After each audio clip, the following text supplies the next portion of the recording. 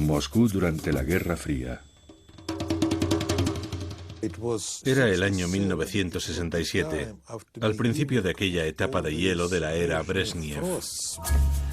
La noche del 6 de marzo, una mujer rusa pide asilo político en la Embajada de Estados Unidos en Nueva Delhi.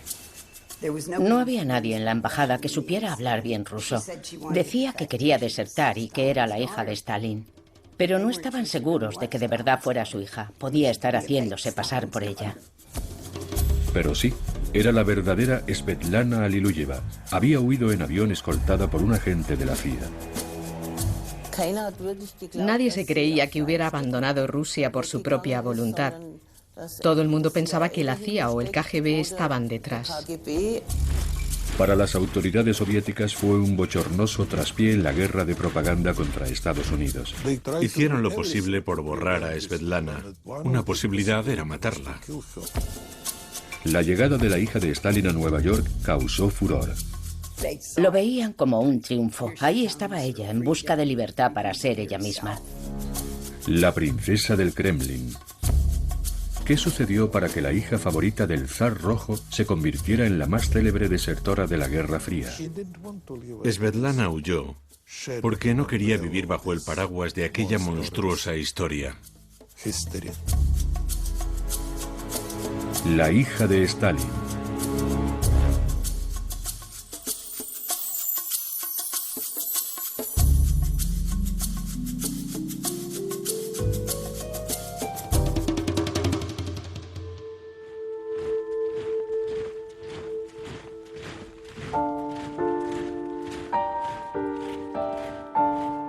El imperio del zar rojo.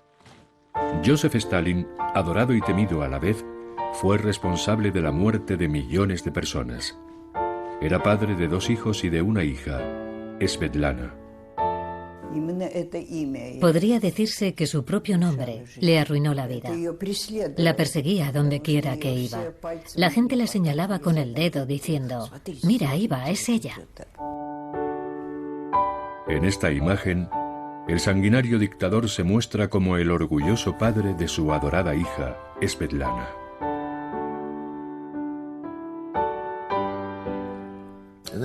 En La gaviota de Chekhov hay una frase muy sabia que dice: uno debe aprender a llevar su cruz y a seguir creyendo.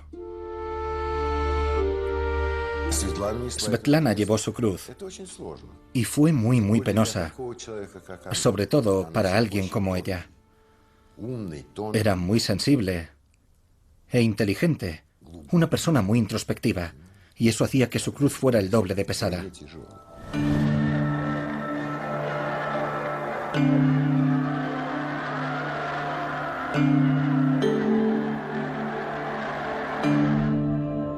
Los habitantes de la Unión Soviética llamaban Padre Stalin al despiadado dictador que regía sus destinos. El culto a su personalidad no tenía límites. Stalin era un mito. Hacía tiempo que había pasado a ser un mito. Era un hombre duro y bastante cruel. Creo que todo lo que vivió, en cierto modo, acabó condicionando su carácter. Que todo lo que le sucedió, me refiero al marxismo, su ingreso en el partido, y todo lo que vino después, el exilio, la huida, su arresto, todas esas cosas le influyeron y transformaron su personalidad. Joseph Yugasvili nació en Georgia. Era hijo de un zapatero. Con el sobrenombre de Stalin, el de acero, consigue que lo admiten en el círculo de confianza de los revolucionarios marxistas. No es de los que más destacan. Pero eso pronto va a cambiar. En enero de 1924 fallece el líder de la Revolución Rusa, Vladimir Ilich Lenin. Poco antes de morir, Lenin alertó al partido sobre la personalidad y las aspiraciones de Stalin. Reunidos en torno al ataúd se encuentran los posibles sucesores. La batalla por la herencia de Lenin ha comenzado. Stalin era una figura gris y poco visible. Estaba rodeado de hombres brillantes y carismáticos como Lenin o Trotsky, los pesos pesados de la revolución. Él solo era un funcionario callado, discreto y astuto.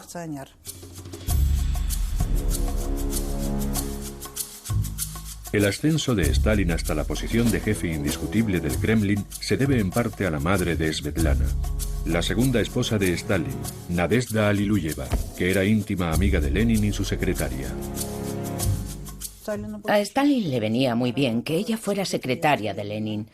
Sabía todo lo que pasaba allí. Nadezhda solo tenía 16 años cuando se enamoró de Stalin, que era más de 20 años mayor que ella. Era un amigo de la familia.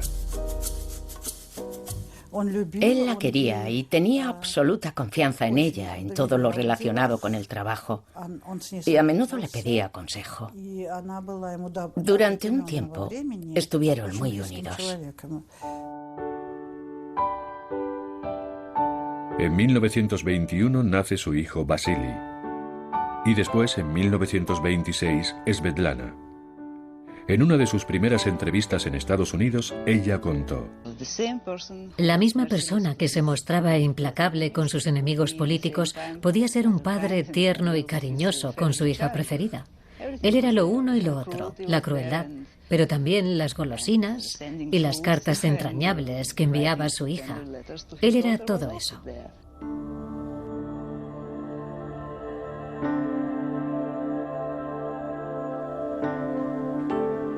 En los archivos centrales de Moscú han encontrado los borradores de unas cartas desconocidas de Stalin a Svetlana que revelan la cariñosa relación que existía entre padre e hija. Por ejemplo, en 1931, Svetlana, que entonces tenía 5 años, da instrucciones a su padre para que la lleve al cine. Quiere ver una comedia estadounidense. El dictador garabatea su respuesta: como ordene mi señora. Firmado Joseph Stalin. Tras los muros del Kremlin, los dirigentes de la incipiente Unión Soviética viven muy cerca unos de otros. La madre de Svetlana, Nadezhda, no se conforma con ser la esposa de Stalin. Tras el nacimiento de su hija, se pone a estudiar. Mi padre era su compañero de clase. Ella siempre se bajaba del coche varias calles antes de llegar a la universidad y hacía el resto del camino a pie. Así que mucha gente no sabía quién era. Él mismo durante mucho tiempo creyó que simplemente era Nadenka, una mujer muy guapa y femenina que llamaba bastante la atención de los hombres. La madre de Svetlana aspira a participar en la construcción del Estado socialista. Uno de sus amigos de la universidad en el futuro sucederá a Stalin como jefe del Partido Comunista. Nadezhda presenta a Nikita Khrushchev a su esposo. Mi padre llegó a ser secretario del partido, por tanto era su supervisor. Ella acudía a él para pedirle consejos sobre lo que debía hacer. Pero cuando lo invitaron a la casa de Stalin, descubrió que allí ella era una persona muy diferente. A partir de 1927, el padre de Svetlana gobierna en solitario la Unión Soviética con poderes ilimitados. Joseph Stalin implanta la colectivización de la agricultura a la fuerza y sin miramientos. Toda resistencia fue brutalmente reprimida. Millones de personas murieron de hambre. En el propio Kremlin se hablaba de la situación solo en voz baja.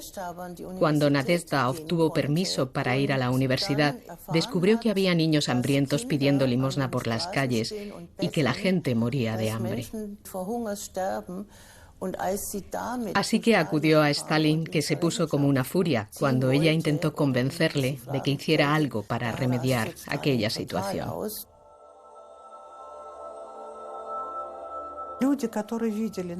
Quienes vieron a Nadezhda por aquella época, a finales de los años 20, dijeron que parecía estar profundamente deprimida.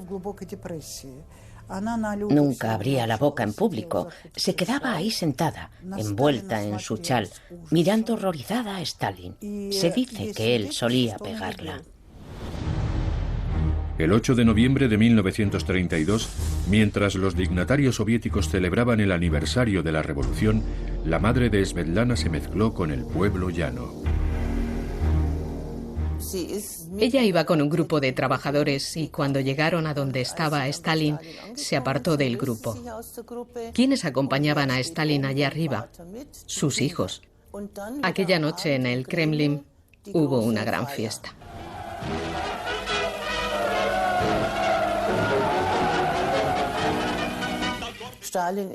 Stalin estaba muy bebido y flirteaba con todas las señoras que había a su alrededor.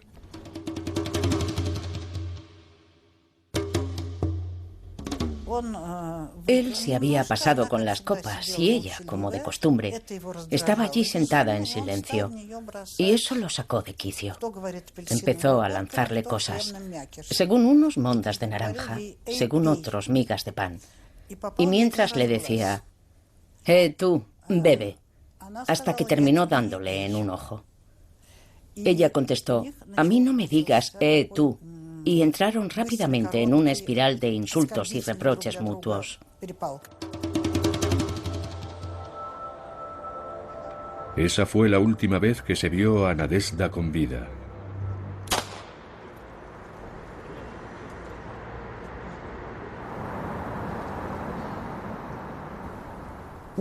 Por la mañana, la doncella entró en la habitación para servirle el desayuno y la encontró tendida en el suelo, con un disparo en la sien.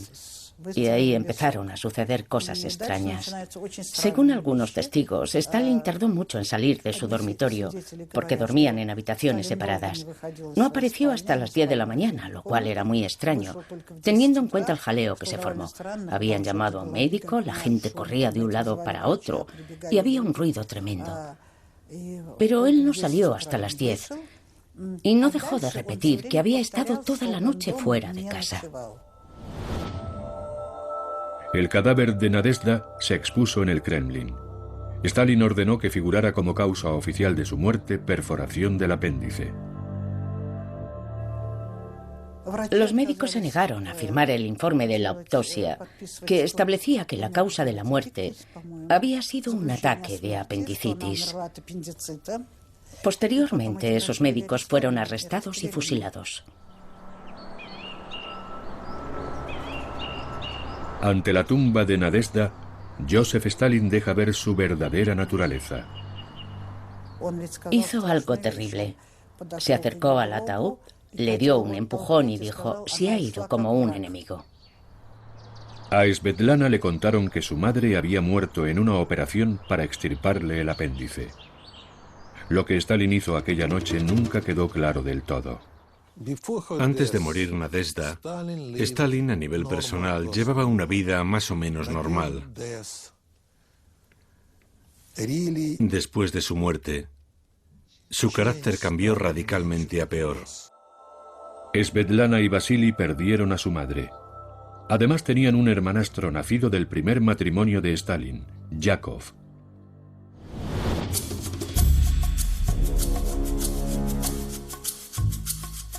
A partir de ese momento, Joseph Stalin solo estará casado con el poder. Stalin solía cenar con un grupo de gente que lo acompañaba durante toda la velada, a veces hasta las 3 o las 4 de la madrugada. Podía invitar a alguien de fuera, pero siempre reunía a su círculo íntimo, prácticamente a diario. Todos tenían miedo. Stepan Mikoyan conocía a los hijos de Stalin. Pasaron su infancia juntos en el Kremlin. Más tarde hizo carrera en la Fuerza Aérea Soviética, a la vez que Vasily. Mi padre fue miembro del Politburó durante muchos años. Era vicepresidente primero del Consejo de Ministros. Y decía, nunca sabes dónde irás después de cenar con Stalin, si a casa o a la cárcel. La vida en el Kremlin estaba dominada por el miedo y la incertidumbre. A mediados de la década de 1930 comienza la gran purga de Stalin, y ni siquiera los miembros de su círculo íntimo están a salvo. Svetlana y Vasily lo viven muy de cerca.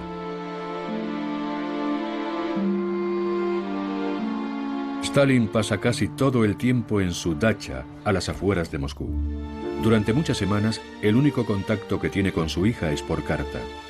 El tono de la correspondencia es afectuoso. Da la impresión de que la hija se ha olvidado del padre. Él le pide más atenciones y pregunta a su hija por su salud. Estás ofendiendo a tu padre. Te mando un beso y espero tu carta. Firmado, papá.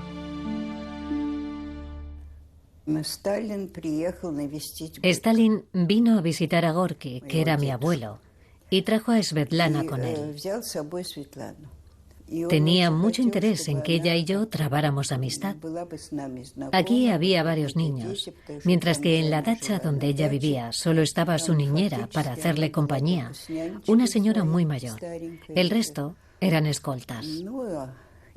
En general, ella no tenía a nadie con quien hablar. La nieta del escritor Maxim Gorky y la hija de Stalin se hicieron muy buenas amigas.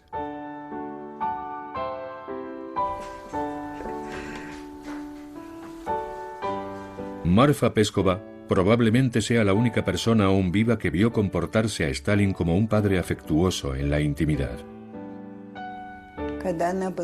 Cuando Svetlana era una niña, la quería con locura. La adoraba.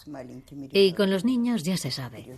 Le encantaba chucharla, hacerle cosquillas, hacerle reír, todo eso. La quería de verdad y la llamaba mi tesoro y mi gorrión. Por primera vez, la princesa del Kremlin tenía una amiga de su misma edad.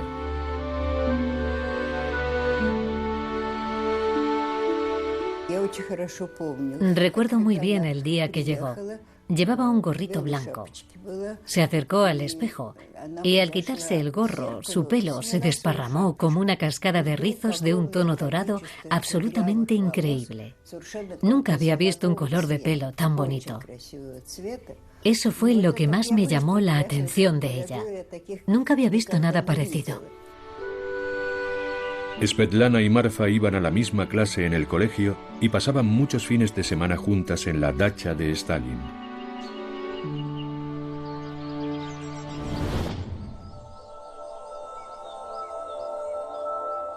Marfa temía las cenas con Joseph Stalin. Lo primero que me preguntó fue, ¿a ti te rondan muchos chicos? Yo, lógicamente, me ruboricé. Todavía era una niña inocente que iba al colegio. Svetlana dijo, ya estás otra vez, papá. Y de repente se volvió otra vez hacia mí con esa mirada perversa. ¿Y cómo le va esa bruja? Así, marcando mucho la R. Yo no entendía nada. ¿De qué bruja hablaba? ¿Quién había en mi casa a quien pudiera llamar así? Hasta que Svetlana me susurró, se refiere a tu abuela.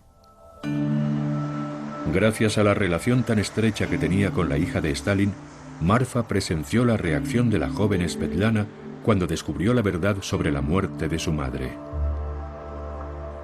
De repente me enseñó una revista en inglés y me dijo, mira esta foto. Yo la miré y vi a una mujer tendida en un ataúd. Y va y me dice, es mi madre. También venía un artículo, y como Svetlana estaba estudiando inglés, pudo leerlo. En aquella revista decía que su madre se había suicidado. A ella le habían dicho que había muerto de un ataque de apendicitis. Svetlana y su padre nunca hablaron de aquella mentira. Su hermano Vasily también acusaba la pérdida de su madre. Y para colmo, su padre apenas le prestaba atención. Era muy inteligente y realmente tenía talento, mucha energía, pero era un niño mimado. Si hubiera estado en buenas manos, como suele decirse, habría llegado muy lejos. Pero como perdió a su madre en la infancia, le asignaron un tutor, alguien de la Checa, y claro, no era lo mismo.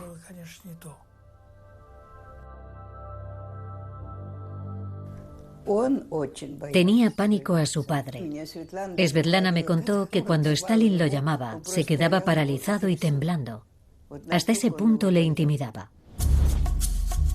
el sacrificado padre del pueblo ruso, dedicándose a sus hijos en cuerpo y alma. Esa era la imagen de Stalin creada por la propaganda del partido. En los colegios se inculcaba a los alumnos la superioridad del socialismo. Nunca pensé en Stalin como un padre de familia. Sabíamos que era casi un dios. En clase de matemáticas, por ejemplo, teníamos que calcular cuántos días de diferencia había entre el cumpleaños de Lenin y el de Stalin, cosas así. La hija del diplomático estadounidense George Kennan iba a una escuela normal de Moscú y participaba en la vida cotidiana de la Unión Soviética. Una vez fuimos a un restaurante y había baile. Cuando un oficial del ejército ruso intentó sacarme a bailar, alguien de nuestra embajada le salió al paso y le dijo: «Es la hija del embajador de Estados Unidos». Se puso blanco, literalmente. Vi que estaba asustado. En 1937, el terror de las purgas de Stalin llegaron a su punto más álgido. Millones de personas marchan al exilio o son asesinadas. La crueldad de Stalin puede cebarse con cualquiera, hasta con los más cercanos a él. En pleno apogeo de sus purgas, mi padre me contó que un día Stalin lo llamó al Kremlin y allí, mirándolo fijamente a los ojos, le dijo: «Tú no eres Khrushchev». Mi padre, lógicamente, se puso muy nervioso y le contestó: «Camarada, pregunte por mi nombre a cualquier vecino de mi pueblo. Claro que soy Khrushchev». Stalin le sostuvo la mirada observando su reacción. Y luego dijo: «Olvídalo, fue Yezhov, el jefe de la policía, estaba borracho». Para el dictador, todos eran espías y traidores en potencia. Incluso aquellos camaradas que habían luchado codo con codo junto a él. Polina, esposa de su más estrecho colaborador, Molotov, fue enviada a un gulag. Era absolutamente despiadado. Hasta el punto de que cuando le presentaban una lista con los nombres de las esposas de los detenidos o los fusilados, a veces escribía junto a sus nombres: ejecutar. Así, sin más, sin un juicio.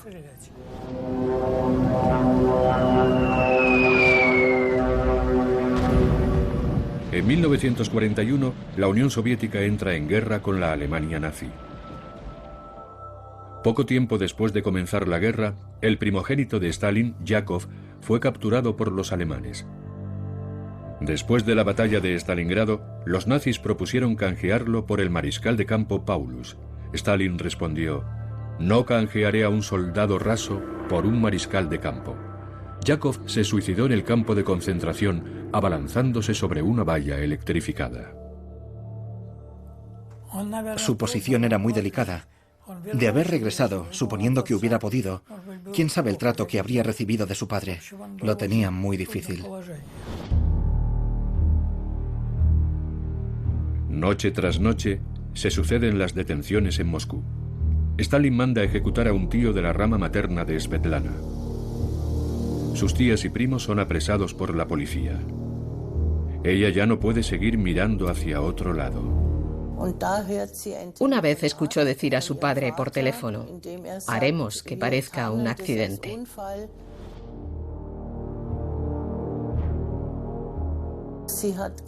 Ella me dijo: «Lo peor de mi padre fue que no permitió que se salvara ni siquiera su propia familia».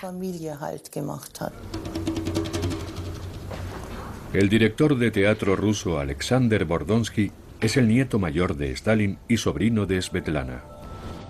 Hijo de Vasily, nació en 1941 y 2 años después su hermana Nadezhda. Ninguno de los dos conoció a su abuelo en la intimidad familiar. Nuestra educación fue bastante estricta. A mí nunca me ha entrado en la cabeza que Stalin pudiera tener algo que ver conmigo. Son Vasily y Svetlana en una excursión a Crimea. Según se fueron haciendo mayores, fueron perdiendo el contacto con su padre. Mi padre no podía hablar directamente con Stalin. Primero tenía que llamar a otro número, y allí, a través de una cadena de personas, comprobaban si podían autorizarlo a marcar el número de su padre. Yo creo que Svetlana, igual que nosotros, tenía miedo. Estoy convencido de ello. Vasily se labró una carrera profesional en la Fuerza Aérea. Llegó a ser general. He aquí una de las pocas apariciones públicas de los hijos de Stalin. Svetlana parece sentirse incómoda ante tanta atención.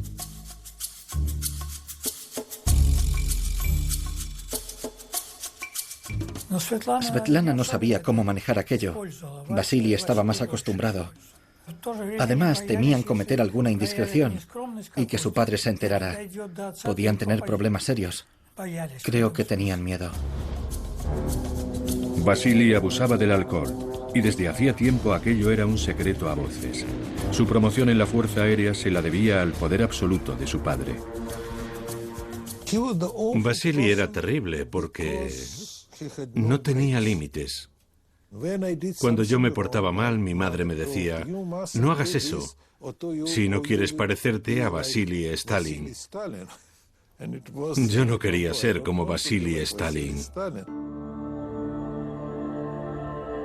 Svetlana quería cursar literatura, pero su padre la obliga a estudiar historia.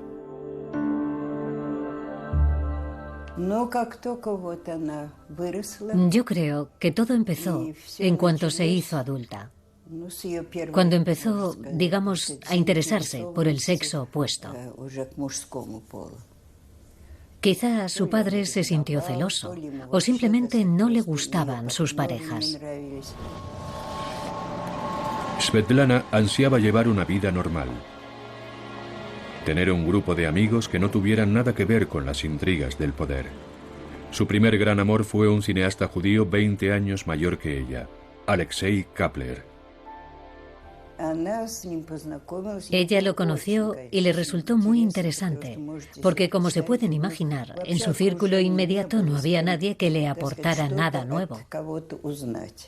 Y de repente se encontró con aquel aluvión de historias interesantes sobre temas de toda índole, de todo lo que podía imaginar.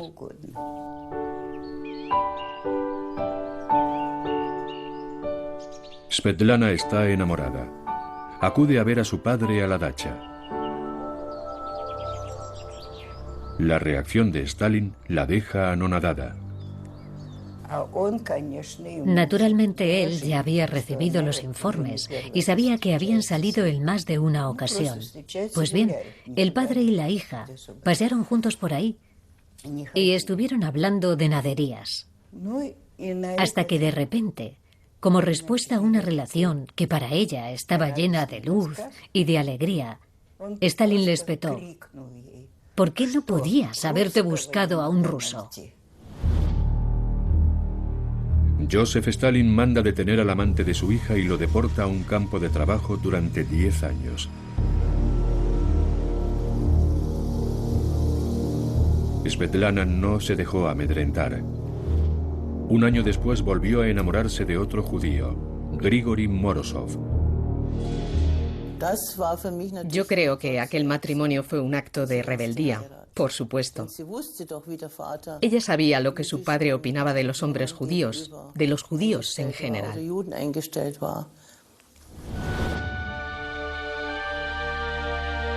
Su matrimonio fracasó. Pero en ese breve periodo, Svetlana fue madre por primera vez a los 19 años.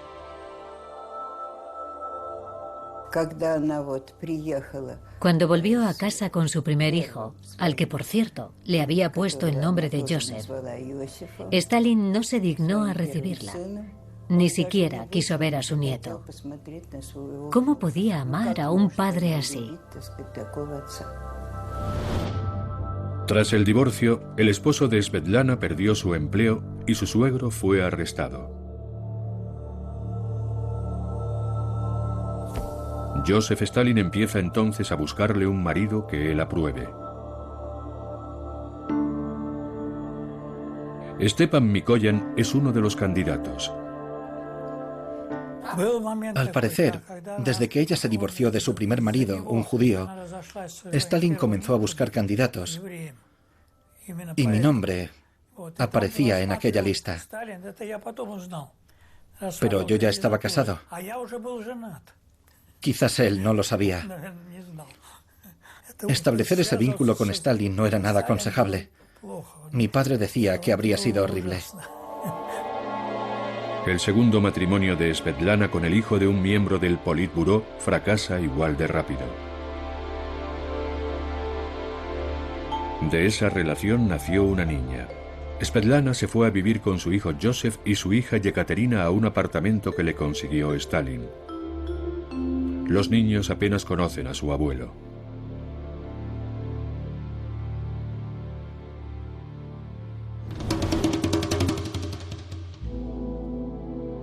Joseph Stalin muere el 5 de marzo de 1953 de un derrame cerebral. Svetlana es el único miembro de la familia a quien le piden que acuda junto a su lecho de muerte. Nunca volvieron a hablar.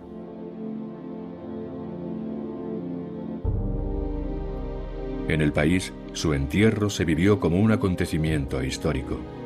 El pueblo ruso está de luto por el padre Stalin. En aquel momento, el nieto mayor de Stalin asiste a una escuela de cadetes. Me llevaron allí en avión. Yo me asusté al ver a tanta gente caminando por la calle. El salón de columnas estaba abarrotado. La mayoría se lamentaba en voz alta y sollozaba. Así fue.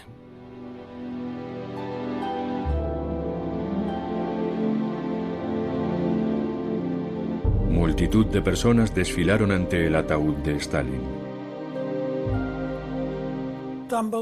Había una entrada especial. La cola era enorme, pero nosotros no teníamos que hacerla. Usábamos esa otra entrada. Fuimos todos los días. Svetlana tenía que ir, y mi esposa la acompañaba, así que yo también iba. No me quedaba, pero fui todos los días. Creo que fueron 3 días. Cuando visité a mi padre el domingo siguiente, le dije, fui todos los días. Y él me contestó que no había sido una decisión acertada. Eso me hizo pensar más en Stalin. Aunque su relación había sido difícil, el llanto de Svetlana por la muerte de su padre era sincero. Dijo, sé que no siempre fui una buena hija y que mi padre no siempre fue un buen padre. Pero él me quería y yo también a él. Y creo que en la hora de la muerte todo lo demás desaparece. Joseph Stalin fue llevado a hombros hasta su sepultura. En 1953, el mundo estaba inmerso en la Guerra Fría. Pero Svetlana soñaba con una vida al otro lado del telón de acero. Estábamos asomadas al balcón, hablando de cosas sin importancia, cuando de repente nos fijamos en un grupo de personas que pasaban cerca y les oímos hablar en inglés. Svetlana se volvió hacia mí y dijo, ahí es donde me gustaría vivir. Tras la muerte de Stalin, su hija decide usar el nombre de soltera de su madre. En adelante se hará llamar Svetlana Aliluyeva. Cuando se publicó el discurso de Khrushchev, en el que cargaba contra Stalin, justo después del 20º Congreso del partido, mi padre me entregó una copia. Creo que quería que yo se la hiciera llegar a Svetlana. Nikita Khrushchev, el antiguo amigo de la madre de Svetlana, que más tarde sería el sucesor de su padre, rompe con el legado del sanguinario dictador.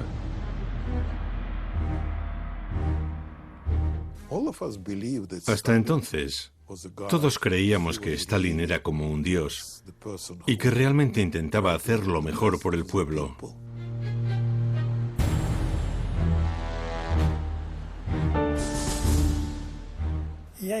Yo se lo di y ella lo leyó. Aquí mismo, en este apartamento. Y luego me dijo, ¿sabes qué? Lo más terrible de todo es que es verdad. Cuando Stalin murió, Vasily fue degradado y posteriormente condenado a 8 años de prisión. Falleció en 1961 por las secuelas del alcoholismo que padecía. Solo tenía 41 años. Está enterrado junto a su madre.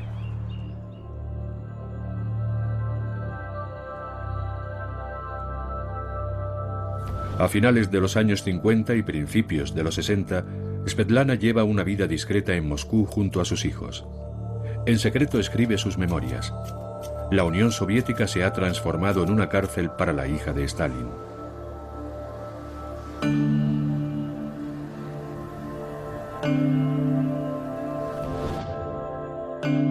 En 1963, durante una estancia en el hospital, Svetlana conoce a un indio, Brajesh Singh, y se enamora de él.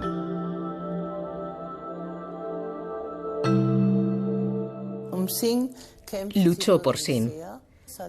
Se corrió el rumor de que Svetlana quería casarse de nuevo, pero que para hacerlo necesitaba permiso porque se trataba de un extranjero. Brajesh sufre una enfermedad pulmonar. Svetlana va a ver al presidente del Consejo de Ministros ruso, Alexei Kosygin. Por primera vez vuelve al Kremlin para hablar con Kosygin, que está sentado en la misma habitación desde la cual su padre gobernaba el país.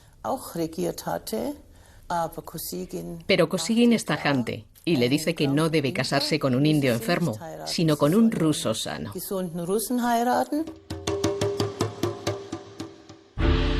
No consigue el permiso. El 31 de octubre de 1966, Singh muere en los brazos de Svetlana. Ella quiere llevar sus cenizas a la India personalmente. Desde 1964, Leonid Brezhnev llevaba las riendas de la Unión Soviética. Gracias a sus contactos, Svetlana convence a Brezhnev y en enero de 1967 le concede la autorización para hacer el viaje. Todos los altos cargos tuvieron que dar su consentimiento para que Svetlana viajara una semana a la India. Svetlana tenía 40 años y aquella era la primera vez que le permitían salir de la Unión Soviética.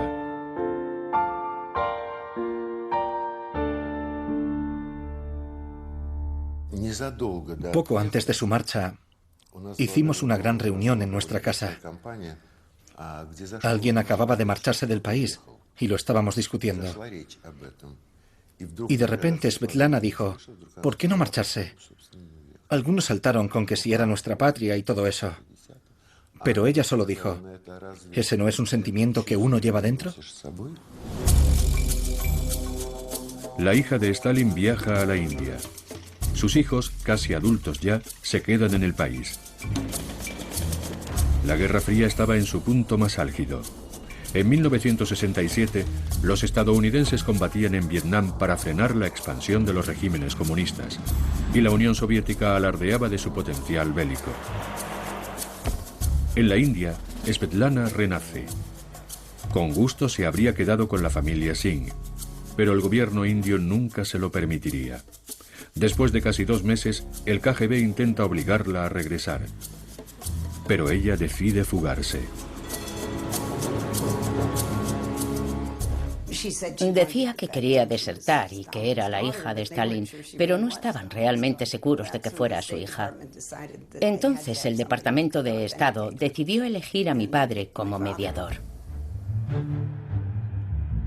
Esa misma noche, escoltada por un agente de la CIA, Svetlana viaja en avión hasta Suiza, un país neutral, para reunirse con George Kennan. Estaba impresionado y estaba claro que era la hija de Stalin, no cabía duda. Los dirigentes soviéticos fueron informados mediante un telegrama secreto. Los hijos de Svetlana pronto descubrirían que su madre había huido. Estaba previsto que llegara en un vuelo determinado y su hijo fue a recibirla. En el aeropuerto se enteró por la radio de que su madre no iba a regresar. Entonces, Joseph tenía 21 años y Yekaterina 17. Ella nunca perdonó a su madre que la abandonara.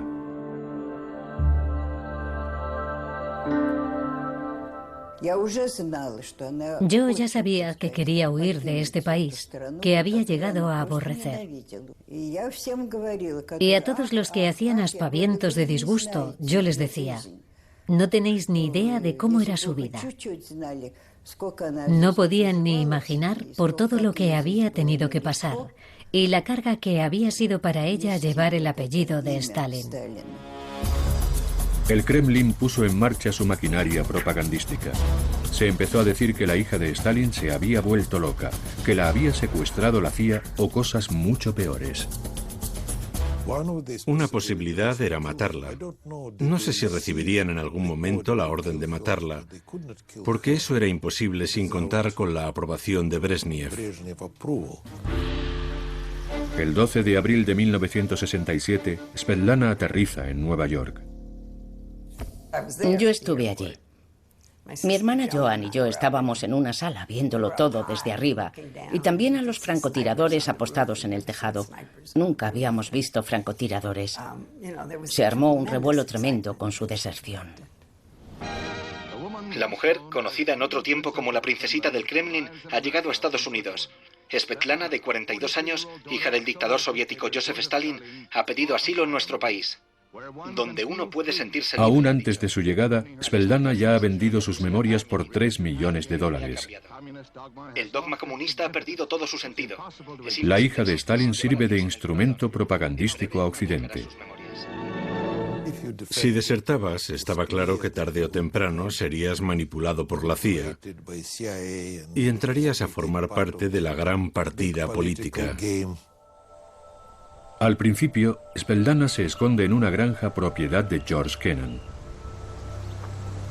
Su hija Grace se encargaba de atenderla. Era como si estuviera Trotsky en casa, porque podían intentar secuestrarla o asesinarla. El Departamento de Estado le ofreció seguridad, pero ella la rechazó. Cuando me lo contó, estaba eufórica y no paraba de dar vueltas. La verdad es que tenía una energía arrolladora. No dejaba de decir, soy libre, soy libre. Y yo pensaba, sí, sí, tú eres libre, yo estoy preocupada. Porque la verdad es que lo estaba. Svetlana atiende a la prensa internacional en un lujoso hotel de Nueva York y habla de su futuro en Estados Unidos. Bueno, yo creo que para que un matrimonio funcione debe haber amor. Así que, si termino amando a este país y este país me ama a mí, se concertará el matrimonio. Pero aún no puedo decirlo. Al público le sorprende su dominio del inglés. Svetlana se hace rica con los derechos por las ventas de su libro. La hija de Stalin se convierte en una estrella mediática y proclama los placeres de la libertad. Sueño con el día en que esos dos grandes países, que son Rusia y Estados Unidos, consigan tener una relación cordial. Que la gente pueda relacionarse libremente y viajar de un lado a otro. Ahora Svetlana recibe toda clase de invitaciones. Una de ellas la lleva hasta Taliesin. Esta colonia de artistas situada en Wisconsin le recuerda a Georgia, la tierra natal de su padre. Allí vuelve a encontrar el amor.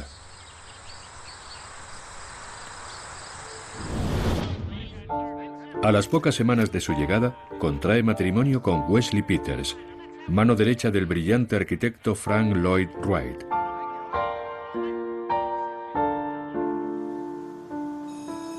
Svetlana tiene 44 años cuando nace su hija Olga. Su felicidad es aparentemente completa, pero a los periodistas que acuden a entrevistarla solo les interesa hablar de Joseph Stalin. ¿No es irónico que una nieta de Joseph Stalin haya nacido aquí, en Estados Unidos? Bueno, pues no sé. Yo no veo nada irónico en el hecho de estar viviendo en este país. Me siento muy cómoda aquí. La felicidad junto a su nuevo esposo tampoco dura en esta ocasión. Svetlana se siente limitada por las estrictas normas de la comuna de artistas. Pero es ahí donde quiere estar Wesley Peters. Adquiere un rancho cercano para el hijo de su esposo, pero ni con ese gesto salva su matrimonio. Solía tomar decisiones muy desafortunadas. Mucha gente le aconsejó que no se gastara el dinero, que no lo invirtiera, como nos habían contado, en un rancho para el hijo de su esposo. Nunca atendió a razones. Siempre hizo lo que le apetecía. Es posible que ahí se manifestara un poco la princesa mimada que había sido. Svetlana se muda a Princeton, donde había vivido antes de casarse. Pero su sueño de impartir clases de literatura en la universidad se queda en nada. Todavía le queda dinero. Además, su segundo libro, que trata de su primer año en Estados Unidos, es un éxito de ventas. Svetlana terminó viviendo sola con su hija Olga. La niña iba a crecer sin hablar una palabra de ruso y se iba a convertir en un producto de la tierra tan genuino como la tarta de manzana. En Moscú, Svetlana se había bautizado por el rito ortodoxo. Ahora, en Princeton, entabla amistad con miembros de la comunidad anglicana. En esos días apenas hace apariciones en público. Allá donde va se siente observada y perseguida.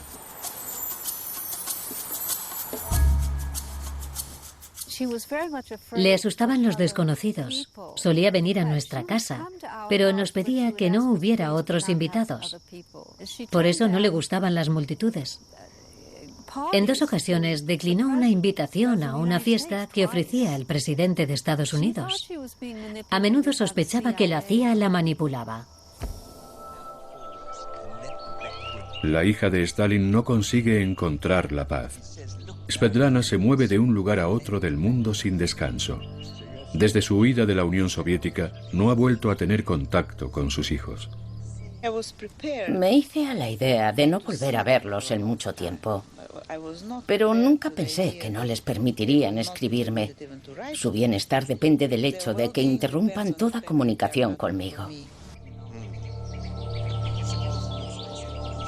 Sola y sin hogar, Svetlana intenta buscar una casa para ella y su hija. Un día va al cine con una amiga a ver una película rusa y finalmente se derrumba. Fuimos juntas a ver Oblomov. Y media hora después de que todos los demás hubieran salido, ella seguía allí sollozando, fuera de control. Decía que esa era su infancia, que esa era la tierra que recordaba. Le hizo revivir todo. La madre, el amor de la madre. La película la transportó a la madre Rusia. En 1984, nuevos titulares. Svetlana regresa a Moscú con Olga, su hija estadounidense. ¿Le había pedido su hijo que volviera presionado por el KGB? Eso piensa Svetlana más tarde. No tarda en darse cuenta de que el gobierno la utiliza con fines propagandísticos. Una vez hizo un comentario que nunca he olvidado. Dijo: me invadía la nostalgia cuando llegué a Moscú. Entonces me puse a recorrer las calles y no vi más que cruces por todas partes. Una cruz y otra, como si fuera un cementerio. Estaba condenada a pasar por todas esas pruebas, ¿me entiende? Como maldita. Porque todo aquello estaba dentro de ella. Y escapar de tu realidad interior es imposible. Los mismos dirigentes soviéticos poco a poco la fueron dejando tranquila. Cuando solo había pasado un año, le permitieron viajar a Occidente sin ponerle trabas. La última vez que la vi, yo iba conduciendo por el puente Kameny por el carril derecho para girar hacia mi casa. Y ella caminaba por la acera. Me vio, me saludó y no volví a verla nunca más. Siempre inquieta y siempre a la fuga, durante un tiempo vive en Inglaterra y después vuelve a Estados Unidos. Svetlana cambia de casa más de 40 veces. El tamaño de su residencia va menguando, igual que su dinero. Marta Shad la conoció en la última etapa de su vida. Acordamos que iría a visitarla a la residencia de ancianos y cuando llegué estaba en la puerta esperándome. En el albergue, en Wisconsin, aceptan a personas desamparadas. Otro ejemplo más de las luces y las sombras de la vida de Svetlana.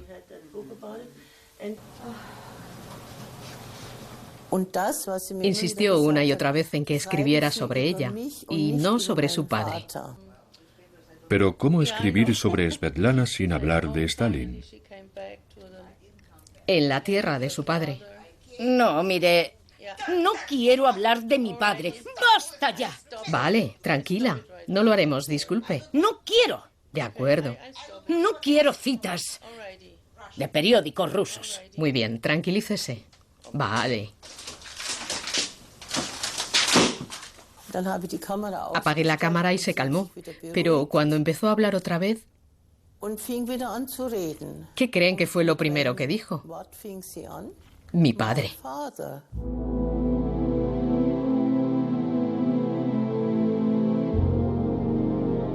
Svetlana Aliluyeva, la princesa del Kremlin, murió en la más absoluta pobreza en noviembre de 2011.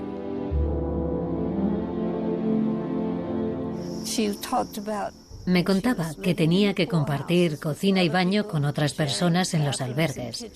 Y le parecía muy bien. Decía que había empezado en lo más alto y debía terminar en el fondo. Era el equilibrio perfecto. Stalin amaba de verdad a su hija Svetlana.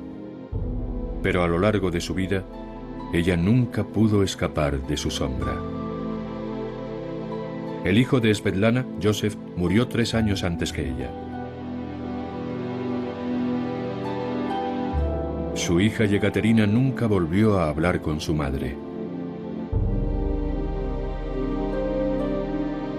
Su hija Olga vive en algún lugar de Estados Unidos.